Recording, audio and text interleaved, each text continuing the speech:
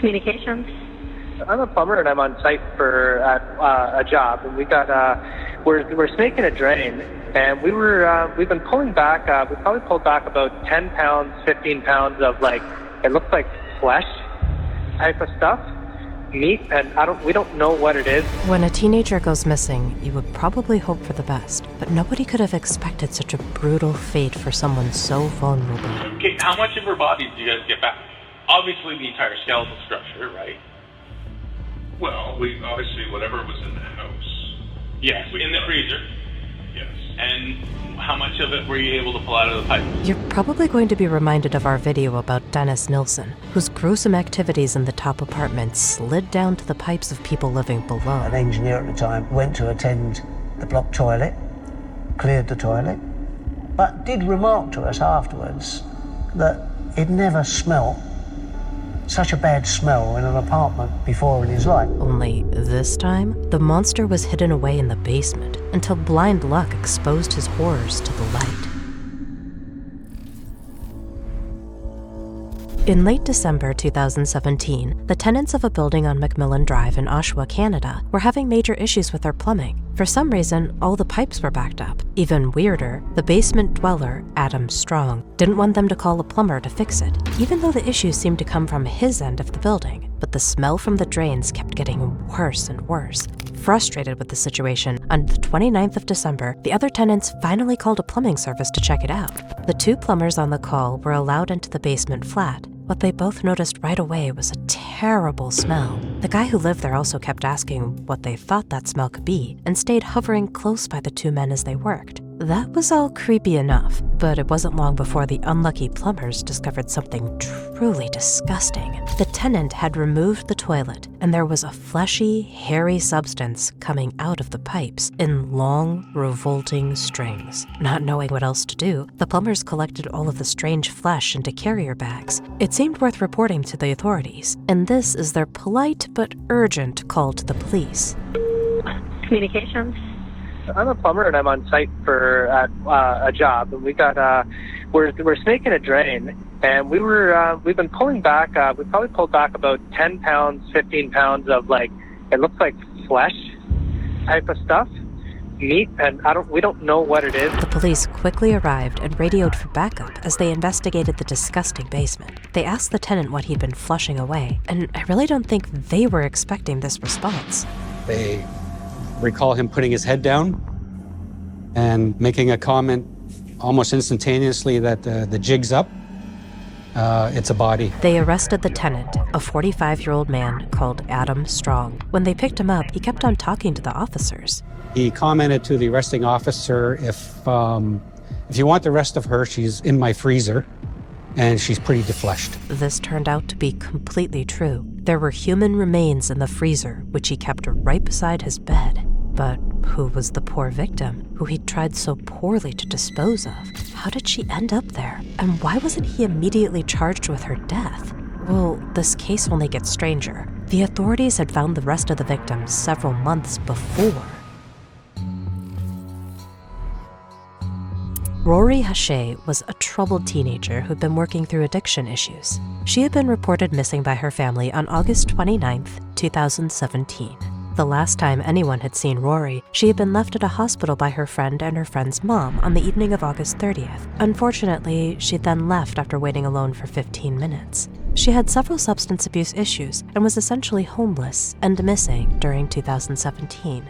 Her family had begun a Facebook page to try and search for her. They didn't know she was also expecting a child. But she was generally considered a very sweet, fun-loving girl who loved her friends and had a penchant for tattoos. And she laughs without fear of the future. I will fear no evil, for you are with me. But how was she connected to Adam Strong? Well, shockingly, her torso had been found on August 31st, 2017 by a traumatized fisherman and his equally traumatized grandson.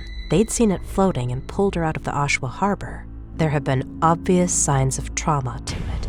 All that's horrifying enough, but Rory had a very distinctive and horribly ironic tattoo on her neck, which just read, "Alive." This tattoo was found on the remains of the head in the apartment freezer. Once Rory had been connected to the remains in the apartment, the investigators put together what might have happened to her. So just how did she end up shoved into Adam Strong's pipes and freezer? How did he get her there in the first place? Police began to sift through the basement department. This part of the investigation would take them over 2 months, plus even more time to thoroughly analyze their findings.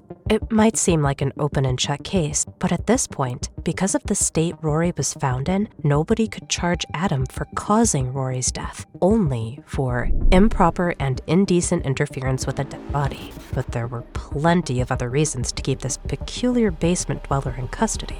He had plenty of dark secrets hidden down there. Now, Adam Strong really fits the definition of a creepy basement dweller. He worked as a gas station attendant and had whined on Facebook as being too much of a sexual freak to get women. He liked his partners to be small and very submissive. An ex-girlfriend reported that he had begun a relationship with her as a normal enough person, but had begun to really enjoy BDSM videos and gore websites. Adam became aggressive and kicked her out after he accused her of cheating. His ex-girlfriend thought she had a lucky escape, and Rory was definitely on the elfin side. 5 other women would later report that he'd used violence against them in bed, and they all described a pulley device he'd used to bind and restrain them. The investigators also found a pipe bomb in Adam's apartment, which was eventually exploded safely by the bomb squad.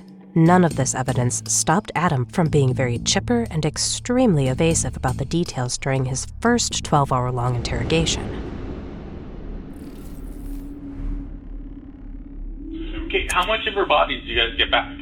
Obviously the entire skeletal structure, right? Well, we obviously whatever was in the house. Yes, in the freezer. Yes. And how much of it were you able to pull out of the pipes? Quite a bit. He's almost creepily upbeat about being caught. It was bad luck. Yeah, that's what I tell people. They're like, you're stupid.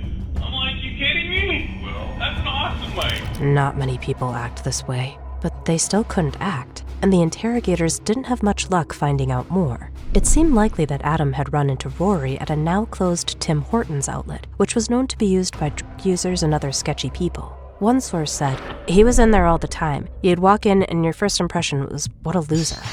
It's horrible to think that Rory might have headed in there after missing her appointment at the hospital and walking right into Adam Strong's grasp. After 12 hours, the police had to release him. At this point, they still hadn't learned much about what had really happened, so they had to let him go. But it wouldn't be long before the basement revealed its deeply disturbing secrets. This included sex toys, weapons, a bent hammer, and Rory's blood on her running shoes, which were in a bag in the corner.